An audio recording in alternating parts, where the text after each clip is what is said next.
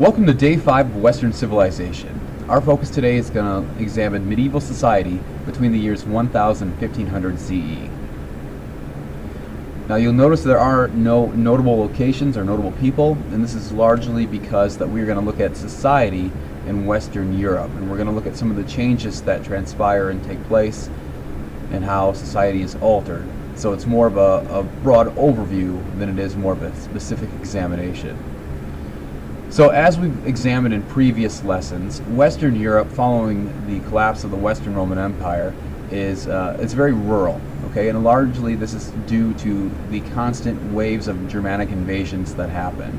So the cities and villages that were there previously, that were protected underneath the Roman authority, are really protected, or able to withhold their own against this constant invasion. So therefore, they're not able to sustain what needs to be sustained in terms of protecting their population and providing for their population. And predominantly this is going to be the production of agriculture. So without a agricultural surplus, there's no way to support a population, and especially a large population. So what does society look like then in this period in time? What we get is kind of a concept called feudalism. All right, and essentially what feudalism is it's a political and social hierarchy between the upper elite, which in this case are going to be lords, and kind of the growing middle class and low class, the vassals. So this agreement relationship works because the lords provide grants of land and provide protection in exchange for agricultural goods and services. The lords were the ones that had the personal and private armies, and the peasants were subject to the will of the lords. Now in this system, here's kind of an image, a rendition of kind of what it would have looked like. This is referred to as the manor system, and you can see the discrepancy between wealth within this system just by looking at this picture. So we can see the manor, all right, the lord's manor, and it's a very big, very spacious and well-built home. Okay, now compare that with the small little tracts of land here for your peasantry, and you can see the difference just in architecture, all right, between the home here and flimsy built homes down here. Okay, and you can see that our peasants are hard at work working on agricultural goods and such. Now the other side of this, same picture, just a little bit further to the east. Typically we see the church or the lord's home in the other picture. That's kind of the focal point of the medieval city in kind of a feudalist structure. And again, we kind of see a different type of worker here. So where it was more farmers over here, now we're getting into more of your middle class. These would be kind of your merchants, your blacksmiths, people that are producing things from raw materials.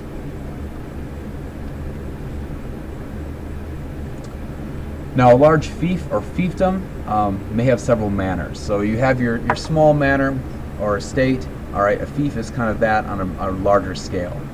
Okay, each fief or manor tried to be self-sufficient and produce everything that they needed. And most were able to do this. The only items that were really kind of imported were things that were big commodities of the day. Iron, salt, tar, and so on and so forth.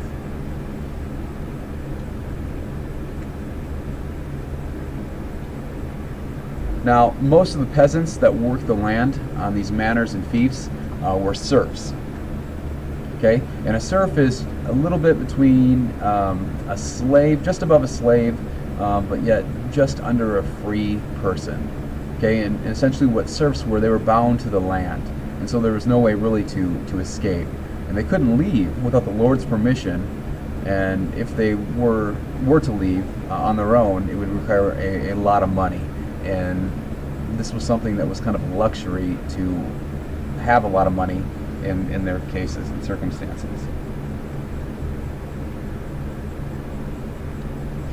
Now, the agricultural economy revolutionizes society during this time.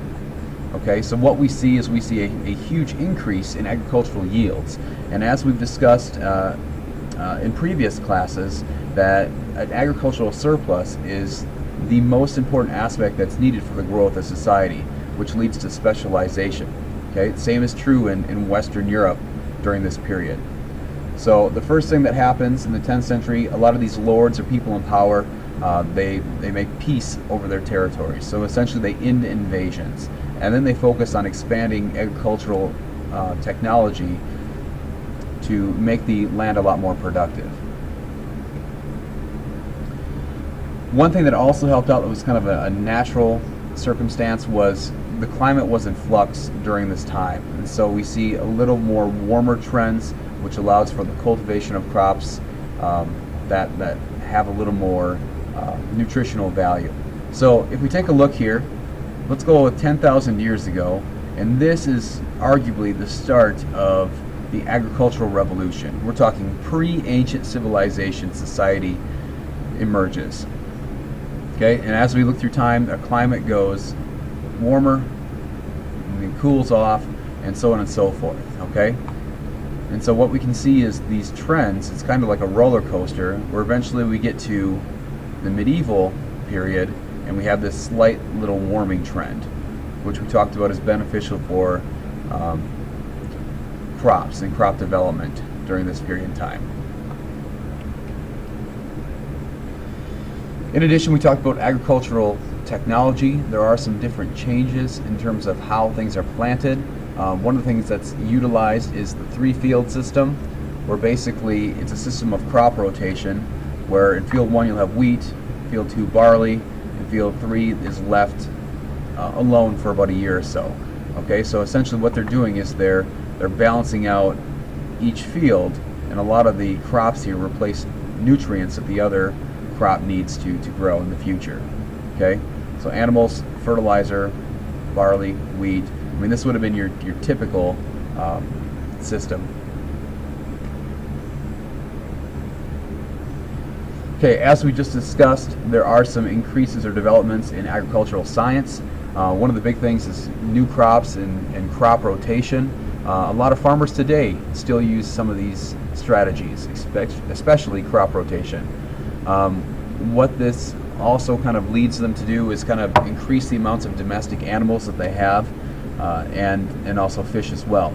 And that's going to become very important as we look at kind of the globalization in the future of this class, because as these medieval populations interact with domestic animals, they become immune to some of these diseases. And when they come in contact with some of the native populations, they do not have that same immunity because of the close vicinity they share with these animals. Increases in agricultural tools. We're looking at water mills, heavy plows. Horsepower becomes very, very important. Horseshoes to protect their hooves from falling apart. All right, kind of like your fingers get wrinkled when you're in water for a prolonged period of time. Horse collars. Even the horse itself. This horse replaces an oxen because the horses are a lot faster and they eat less, and it's just more productive.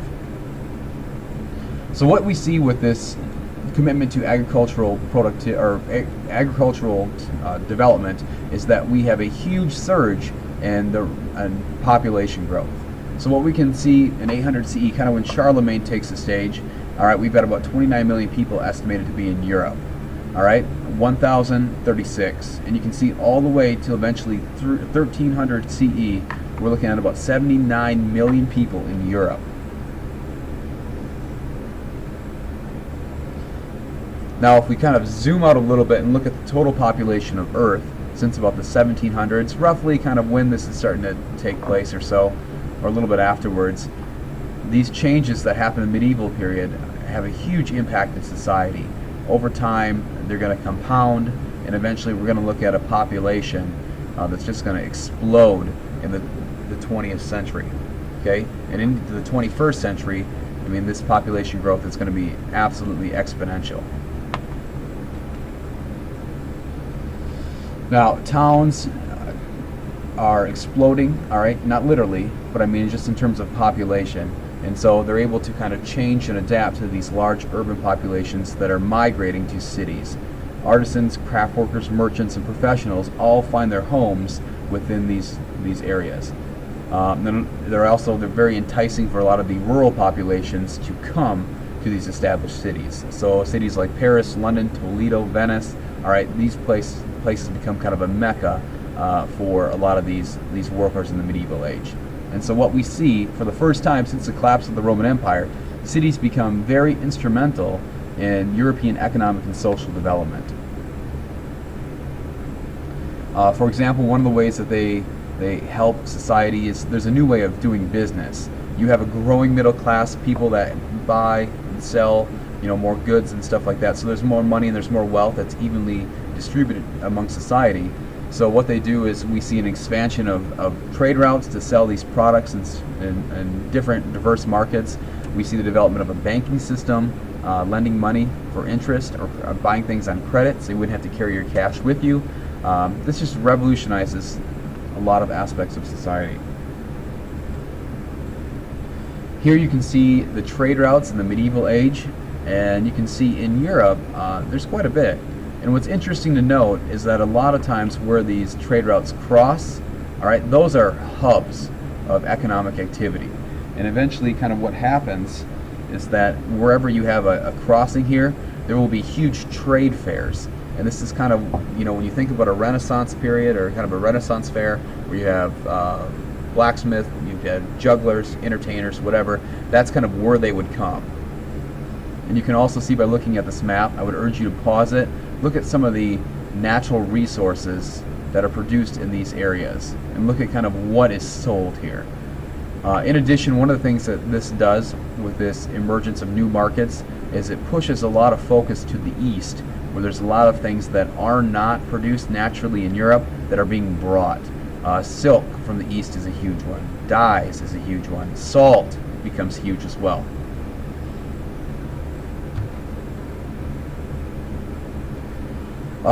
Medieval social commentators kind of quip that European society had three estates of classes. Those that pray, which are the clergy, those who fight, which are the nobility, and those who work, which are the peasantry.